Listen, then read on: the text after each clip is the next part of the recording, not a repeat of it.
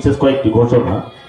যেসব বাসের খুঁটিতে মাইকের চোখ বাঁধা আছে সেগুলো এদিক ওদিক ঘোরাবেন না এবং হেলান দিয়ে বসবেন না, তাতে আপনাদের যাত্রা শুনতে এবং আমাদের যাত্রা শোনাতে দুই অসুবিধা হবে।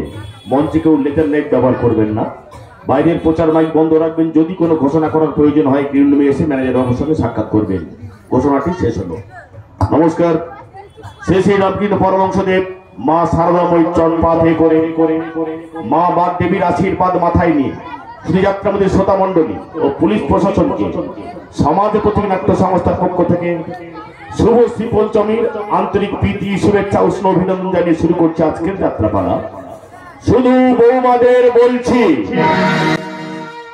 রচনা লেখক গঙ্গোপাধ্যায়, সম্পাদনা নির্দেশনায় তারকনাথ বিশ্বাস, সুর প্রচলিত আলো সুশান্ত ইলেকট্রিক, ধ্বনি মা প্রফুল্ল সাউন্ড, আবহ নিতাই মন্ডল, দল ম্যানেজার রাজেশ সর্দার ও বিধান হালদার, পরিবেশনায় সমাজ প্রতীক নাট্য সংস্থা, ব্যবস্থাপনায় ডক্টর পুরন্দর সিং ও এম রফিক। শ্রেষ্ঠাংশে মুখ্য চরিত্রে অভিনয় করেছেন দিলীপ কুমার মন্ডল, রমেশ নস্কর, প্রদীপ মন্ডল, পারান মন্ডল, সুশান্ত মন্ডল, আনন্দ প্রামাণিক, অশোক প্রামাণিক, রাজীব সর্দার, বরুণদেব সর্দার, উদয় সর্দার, তপন সর্দার, পলাশ সর্দার। প্রতিভাময়ী miss Uttara, miss Shyamali, miss Monalisa. শুরু করছি 1431 বঙ্গাব্দের বঙ্গজয়ী সামাজিক যাত্রাপালা। গায়ক নায়ক সুব্রত মন্ডল, দুষ্টু মিষ্টি নায়িকা মিস শর্মিষ্ঠা ও দুরন্ত খলনায়ক পিন্টু প্রামাণিক অভিনীত লোক লালসার ঘূর্ণি পাকে আমরা সবাই চলছি সত্যের মশাল হাতে নিয়ে। শুধু বৌমাদের বলছি।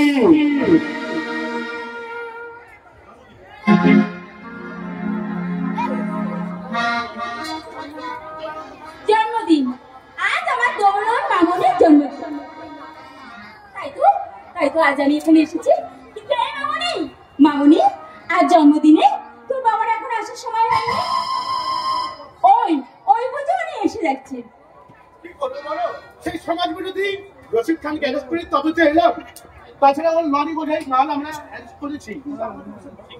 কিন্তু আজ এসে ভয় করছে গো। তুমি অযথাই ভয় পাচ্ছ ওদের জন্য। তো আমি আমার মেয়ে তাছাড়া কি যাও যাও, তুমি তোমার কর্তব্য নেই, নীতি থাকো। আমাদের জন্য তোর ভাবার কোনো দরকার নেই। আজ আমার মামনের জন্মদিন, তুমি কি ভুলে গেছো? ও যে আমার মেয়ে।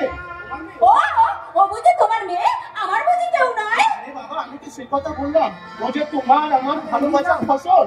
দেখো দেখো হুবহু তোমার মতোই দেখতে হয়েছে। ও দেখো মামনের জন্মদিনে আমি হচ্ছে না সোনার হার এনেছি। আচ্ছা ও বড় হয়ে না আমার থেকেও বড় পুলিশ অফিসার হবে। না আমি আমার মামনিকে কিছুতে আমি পুলিশ অফিসার হতে দেব না। আমি পুলিশ অফিসার হতে দেব না। ওই স্কুল শিক্ষিত হবে, ওই সমাজের মুখ উজ্জ্বল করবে, অন্ধকার ভেদ করে ওই সমাজের মুখ উজ্জ্বল করবে। হ্যাঁ মামার জন্মদিনে ওকে আমি ত্যাগের মন্ত্রে দীক্ষা দেব। হ্যাঁ মন্দ কিছু শোনো না, মন্দ কিছু দেখো না, মন্দ কিছু বলো না জীবনে, মন্দ কিছু শোনো না, মন্দ কিছু দেখো না, মন্দ কিছু বলো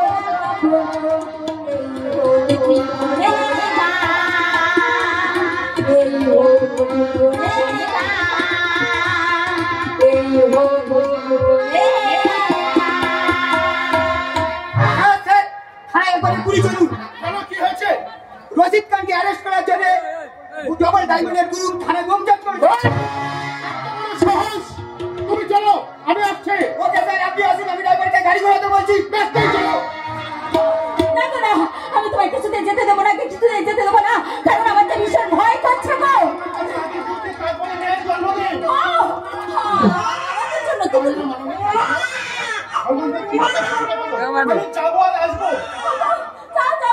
তুমি তোমার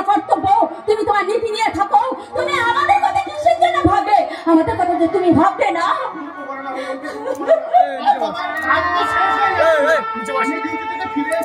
তারপর মেয়ের জন্মদিন পালন করবো কেমন?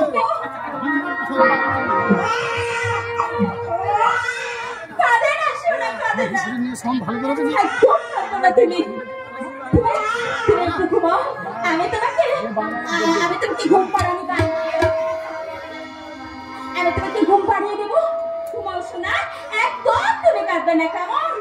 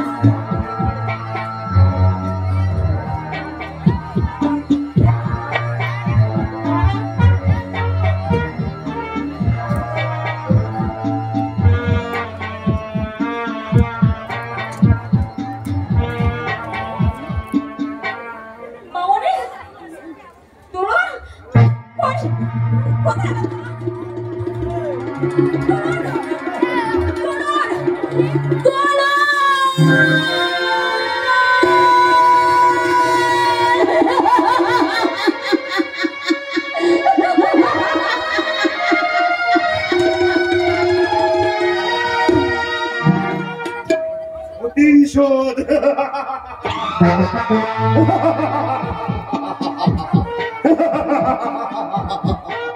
সেই পুলিশ অফিসার ঘাস করে বলে চিন্তা দেয় প্রতিশোধ দেবো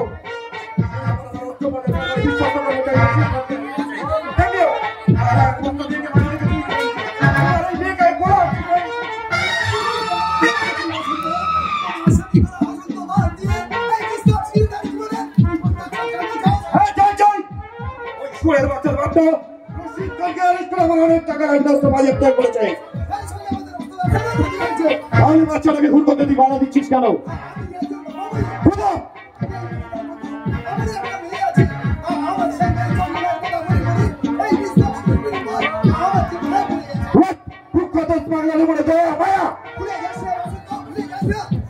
আমি যেমন চন্দ্রের বাবা তেমনি তুইও তোর একমাত্র ছেলে তুই রে বাবা ওদের গভর্নর জনের নাম নিয়ে আমরা অস্ত্র শস্ত্র স্থানীয় করি ঠিকই কিন্তু তেমন তো আমরা মানুষ মানে মানবিক গুণগুলো অস্বীকার করি কি করে? তুই কি ভুলে গেছিস সেই লাগলো শর্ত?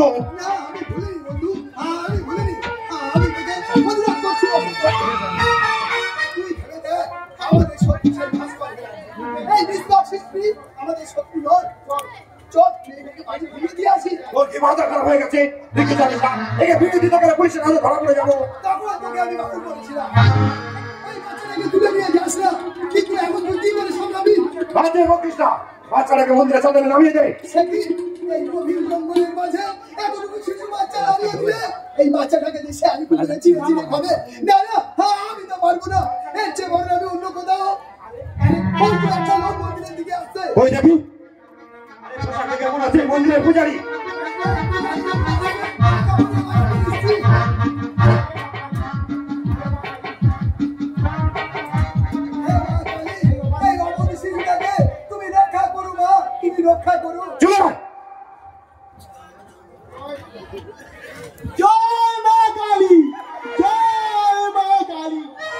এই পূর্ব পাকিস্তান থেকে আইয়া আজ 10 বছর হইল তোর পূজা করতেছি।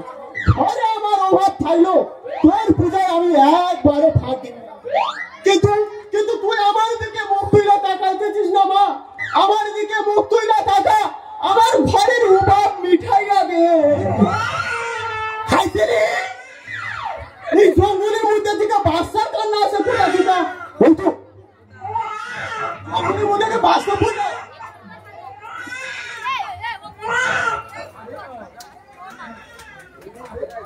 আরে বাচ্চাটার গলায় 3 খান তালা করে সোনার হাত, মনে হয় নিশ্চয়ই কোনো বড় ঘরের মাইয়া। এই দেহ দেখে কাণ্ড, এই বাচ্চাটারে ফেলাই দিয়া ওই বাবা মা নিশ্চয় কোথাও ফুর্তি মারতেছে। এই যে কেউ কি আছেন, কেউ কি শুনতেছেন? এই বাচ্চাটা কার বাচ্চা? কেউ কি শুনতেছেন?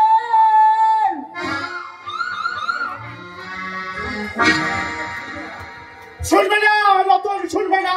ওই ঈশ্বর আমার কোনো কথাই শুনবে না। যদি শুনতো তাহলে তো আমি আমার মামনিকে খুঁজে পেতাম। মামনি আপনি শান্ত আছেন? কি করে শান্ত হবো না? তো আমি কি করে শান্ত হবো? আজ যে আমার মামনির প্রথম জন্মদিন, সেই জন্মদিনে তাকে আমি 3 তারা উপহার দিয়েছিলাম, একটি সোনার হার।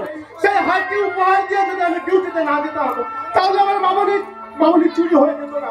রশিদ খানকে অ্যারেস্ট করার জন্য মামনি চুরি হয়ে গেল, এখন মামনিকে ফিরে পাওয়ার জন্য রশিদ খানকে মুক্তি দেন স্যার। আমি পুলিশ অফিসার ভাস্কর ব্যানার্জি, ন্যায় নীতিহীনতার পুষ্কর দোষে দুষ্ট নই আমি। তাই মেয়ের জীবন বাঁচানোর জন্য কোনো মতে রশিদ খানকে আমি ছেড়ে দেবো না। তাহলে এখন কি করবেন স্যার? থানায় গিয়ে ডবল ড্রাইভার রশিদ খানকে রোল বাড়ি দিলে পিটিয়ে আসলে ডবল ড্রাইভারকে আমি ছেড়ে দেবো। জানবো আমার মামনি কোথায়।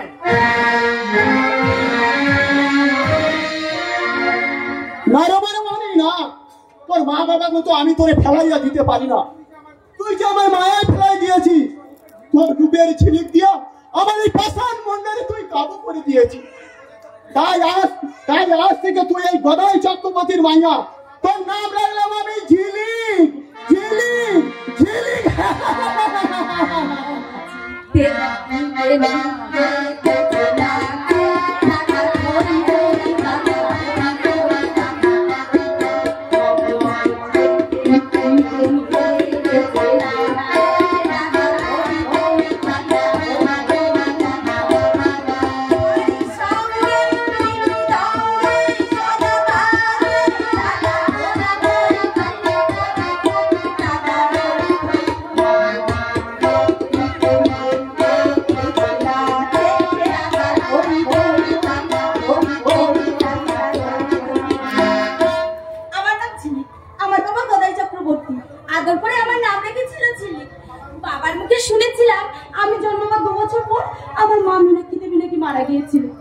আগে পরে আমার পূর্ণ ভাই বলবে সংসারে মানুষ বলতে আর আমি আমার বাবা। আমার বয়স হচ্ছে, পূজা আচ্ছা করে তেমন কিছু রোজগার হয় না, তাই তো আমি সংসারের সব কাজ সেরে টিউশনি করে যতটুকু টাকা পাই তা দিয়ে কলেজে পড়ার ভাড়া জোগাই, আর কলেজে পড়ার ফাঁকে ফাঁকে অফিস ক্লাবে অভিনয় করে যতটুকু টাকা দিই তা দিয়ে বাবাকে সাহায্য করি, তাতে বাবাও খুশি আর আমিও খুশি। 10টা বেজে গেছে, কলেজে যাওয়ার সময় হয়ে গেল। বন্ধুরা সবাই আমার জন্য অপেক্ষা করছে। কোথায় যাও? কলেজে যাচ্ছি বাবা। কেন, তুমি কিছু বলবে? ওই কলেজ যাওয়া হইব না। সে কি বাবা, সামনের মাসে যে আমার ফাইনাল পরীক্ষা, আর এই সময় কলেজ বন্ধ করে দিলে আমার যে ভীষণ ক্ষতি হয়ে যাবে বাবা। তবে তোরে আমি একখান কথা কইয়া দিচ্ছি, আমি যদি কোনোদিন শুনতে পাই ওই ফাজিল ছোড়াদের সাথে প্রেম প্রীতি করছো, তাহলে কিন্তু আমি তোরে কাইটা ফেলুম। দেবো না বাবা, তোমার সম্মান যায় এমন কোনো কাজ তোমার মেয়ে ঝিলিক করবে না। ও হ্যাঁ, তোমায় বলতে ভুলে গেছি, আজ কিন্তু আমার কলেজ থেকে ফিরতে একটু দেরি হবে। কিন্তু আজ রাতে তুই আমার সাথে নাটক করতে যাবি না? ও বাবা, ওটা আজ নয়, ওটা আগামীকাল। আর সেই নাটকের নাম শুধু বৌমাদের বলছি, বুঝেছ? চৌতালি কোথাটা পাতার মাছের মতো পিছলাইয়া গেল।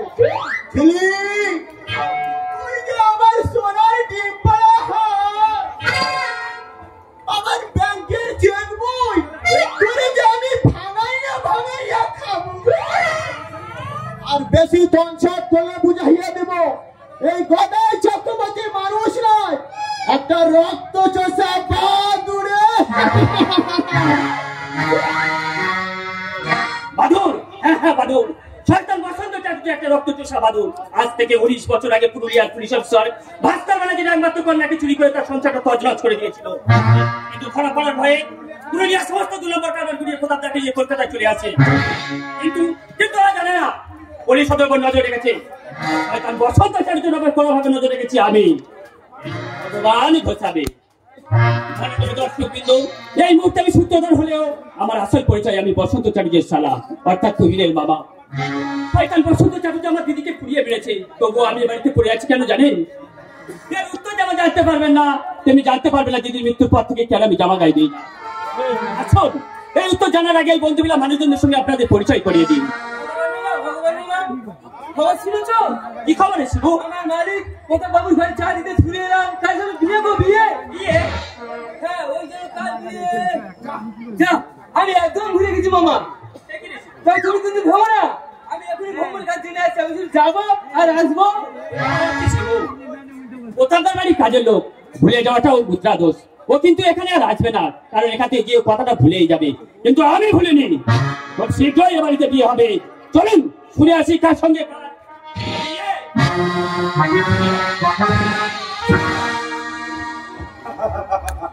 আরে কথা বিয়ে আমি ঠিক করেছি, আমার একমাত্র ছেলের সঙ্গে তোর একমাত্র মেয়ের বিয়ে দেবো, অবশ্য তোর যদি আপত্তি না থাকে। কিন্তু বসন্ত, আমার মেয়ে চন্দনা তো এরা স্বাভাবিক নয়, তুই কি এই বিয়েতে রাজি হবে? আরে এই বিয়ের কথা তো তুই আমাকে দিয়েছে। কি বললি? তুই নিজে কথা বলেছিস? আরে আমার মুখে না শুনে কথা দিয়ে আমার শালাবাবুর মুখে শুনে নে। শালাবাবু, আরে ও শালাবাবু, বলুন জামাইবাবু, ভগবান হাজির। গতকাল তোমার সামনে তুই যে কথাগুলো বলছিল সে কথাগুলো তুমি প্রতাপকে জানি না। জামাইবাবু, আরে ওই তো তুই বলছিল না যে চন্দনাকে আমি ভালোবাসি, তাকে বিয়ে করতে চাই। গতকাল তুহিন জামাইবাবু আর আমি ডিনার করছিলাম, তখন তুহিন বলছিল দেখ সেই ছোটবেলায় থেকে চন্দ্রার সঙ্গে মেলামেশা করতে করতে কখন তোকে ভালোবেসে ফেলেছি, আমি চন্দ্রাকে বিয়ে করতে চাই। বসন্ত, আমি ভাবতে পারছি না তুই এর মতো ছেলে আমার অসুস্থ মেয়েকে বিয়ে করতে কি হবে? প্রতাপদা, আমি তাহলে বিয়ের আয়োজন করি। হ্যাঁ ভগবান, তুমি বিয়ের আয়োজন করো। আর বসন্ত, আজ থেকে আমি আমার আপত্তি তুলে নিলাম। Thank you my dear friend, thank you. Basanta, তুই একটু অপেক্ষা কর, আমি তোর বউ ঘরের কাছে গিয়ে এই বিয়ের খবরটা জানিয়ে আসি। লাবণ্য, লাবণ্য, তোমার মেয়ে চন্দনার বিয়ে তুহিনের সাথে। তুমি স্বর্গ থেকে আশীর্বাদ করো, ওরা যেন সুখী হয়, ওরা যেন সুখী হয়। শালাবাবু, বলুন জামাইবাবু। আগে থেকে না জেনে শুনে তোমার সম্পর্কে মিথ্যাটা তুমি কি করে বললে? সবই আপনার তো জামাইবাবু। আর মানে আপনি যেমন আমাকে ছিলেন তেমনি আপনি হাত করে বুঝতে পারেন আপনি কি করতে চান। তাহলে বলো, আমার সুস্থ স্বাভাবিক ছেলে কুইনের সঙ্গে ওই চন্দনাকে বিয়ে দিতে চাই। তুহিনের সঙ্গে চন্দ্রার বিয়ে দিয়ে আপনি প্রতাপদার সমস্ত সম্পত্তির মালিক হতে চান। তোমার এই দূরদর্শিতার জন্য তোমাকে আমি ভালোবাসি এবং ভরসা করি। শোনো, এই অদ্ভুত বিয়ের কথা শুনলে তুমি হয়তো আপত্তি করবে, তাকে বুঝিয়ে রাজি করা দায়িত্ব আমি তোমাকে দিলাম। কিন্তু জামাইবাবু, মনে রাখবে, কোনো কারণে আমার এই পরিকল্পনা যদি পথ হয়ে যায় তাহলে এই বন্ধুগুলো থেকে তোমাকে চিরদিনের জন্য চলে যেতে হবে। ওকে ভগবান গো স্বামী।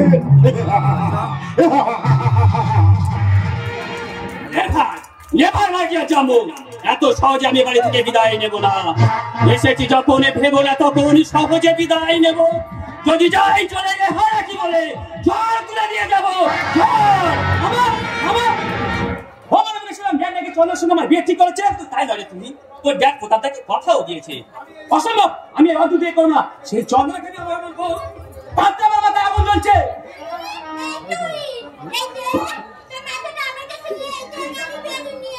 বেগুন নিয়ে এখানে কি করবি রে চন্দ্রা? কিন্তু এই বাগানে আগুন পাবি কোথায়? রান্না করছে, রান্না করে নিয়ে যাবো।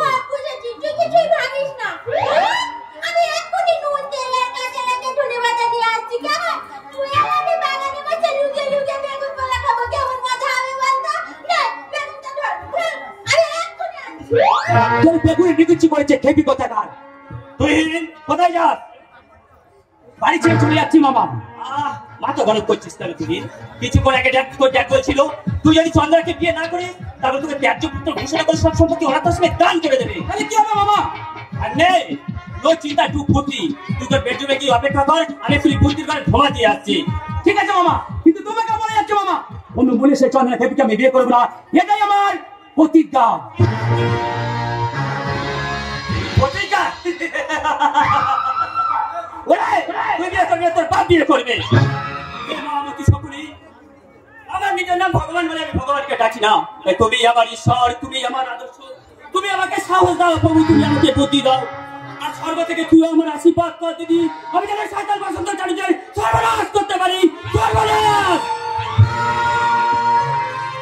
হ্যাঁ, সর্বনাশ করবো, সর্বনাশ।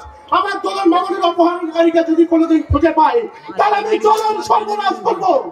আমার ভাই বোনের মুখোশের আড়ালে লুকিয়ে থাকা আসল অপরাধীকে খুঁজে পেলে, তাহলে আমি চরম শাস্তি দেবো। এই দিনটার জন্য আমি অপেক্ষা করছি স্যার। আরে রতন, তুমি এখানে? আপনার কাছে সন্তুষ্ট হয়ে আমাদের ডিপার্টমেন্ট যেমন গোয়েন্দা বিভাগে তোমাকে প্রমোশন দিয়েছে, তেমনই আমাদের ডিপার্টমেন্টে তো বড় প্রমোশন আছে। শুধু না তাই নয়, তাই নয় স্যার, আমি আপনার সঙ্গে কাজ করবো এবং আপনার ছায়া সঙ্গে হয়ে থাকবো। না রতন, না, তা হয় না। আমার ছায়া সত্য হয়ে থাকলে তোমার জীবনে অনেক ক্ষতি হয়ে যাবে। হয়তো আমার মতো তোমার জীবন থেকে হারিয়ে যাবে সুখ, শান্তি, ভালোবাসা। জানো, তাহলে তো মাঝে মাঝে মনে হয় আমি বোধহয় সুস্থ নই। তাহলে কেন শুধু হরিবন্ধের কথা শুনে ওই রসেদ খানকে আমি ছোট দিইনি? কেন ভাবিনি আমার স্ত্রী কন্যার নিরাপত্তার কথা? আপনি সেদিন কোনো ভুল করেননি স্যার। আমি সেদিন ভুল করেছিলাম, তাই তো সেদিন সেই ভুলটার জন্য আমার মামনি চুরি হয়ে গেছে, আর তারই সঙ্গে আমার স্ত্রী হয়ে গেছে। আপনি কাঁদছেন স্যার? একজন পুলিশ অফিসারের হৃদয় না কাঁদছিল, একজন পিতার হৃদয়, একজন স্বামীর হৃদয় তো কাঁদবেই না। আমার সেদিনের সেই ভুলটা আজ 19 বছর ধরে আমাকে তাড়া করে বেড়ায়। ভীষণ ভীষণ অপরাধী। বলুন স্যার, চলো অপেক্ষা করছেন। স্যার আমরা আগে আগে আরে আসুন আসুন, মানে যাবো। নমস্কার স্যার। কি হলো মানে যাবো? বিড়ির আগুনে কপাল খান আমার পুড়ে গেল। আচ্ছা মানে যাবো, আপনার মেয়ে ক্যান্সার দেবে ভালো অভিনয় করে শুনেছিলাম। ভালো মানে একদম ফাটাই যাবে। এই তো কদিন আগে ঈশ্বরের পদচিহ্ন নাটকে চেতনা চরিত্রে ব্যাপকে হিট দিয়া কান্না কান্না এমন অভিনয় করছিল যে আমার দর্শকদের পেশাব করতে যাচ্ছে। বুঝতে পারে কথা বলুন স্যার, ভুল হয়ে গিয়েছে স্যার। এই কার বলছি, এই না বলছি, আর ভুল করুন। ঠিক আছে ঠিক আছে ঠিক আছে, শুনুন, আমার লেখা একটি নাটকে আপনার মেয়েকে কয়েক মাস অভিনয় করতে হবে। তার জন্য আপনি বলুন কত টাকা দরকার? এই কয়েক মাস অভিনয় করতে হইবে তো, আর সিজন কন্ট্রাক্ট হিসাবে 3 লাখ টাকা 3 লাখ টাকা? হ্যাঁ? আর সেই সঙ্গে একার জন্য একখান গাড়ি, হোটেল, 300 টাকার জলপানি, আর রাতে বিনা পয়সার খাওয়া। আর খবরের কাগজে যখন বিজ্ঞাপন দিবেন বড় বড় অক্ষরে লিখা দিবে আজকের দিনদাল তন্নি বন্নি মিছিলি সম্পাদিত, নির্দেশিত এবং অভিনীত নাটক। আমি ঠিকই কথা বলছি। আমার মাইয়া আপনার দলের বক্স অফিস হইব, আর এইগুলো দিবেন না। আর তা যদি না দেন আমি কাজ করুন। আরে মশাই, আপনাকে কে অভিনয় করতে বলেছে? অভিনয় তো করবে আপনার মেয়ে। ওই একই কথা হইল কি আর? আমি চলি। নমস্কার স্যার, নমস্কার।